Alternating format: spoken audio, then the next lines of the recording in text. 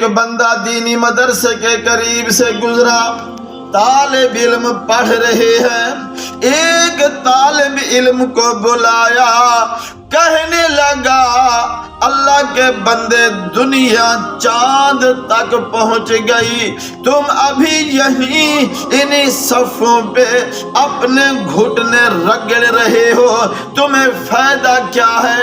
اس نے کہا یار تو نے سمجھا نہیں ہے، ہم وہاں تک پہنچنا چاہتے ہیں جس نے اس چاند کو بنایا۔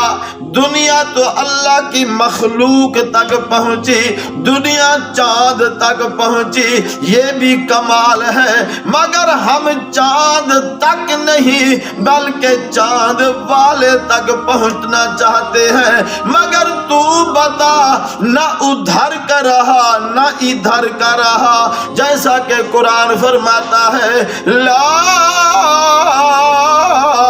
الہ ہؤلاء ولا الہ ہؤلاء، نہ ادھر کا نہ ادھر کا، نہ چاند تک پہنچا نہ چاند کے بنانے والے تک پہنچا۔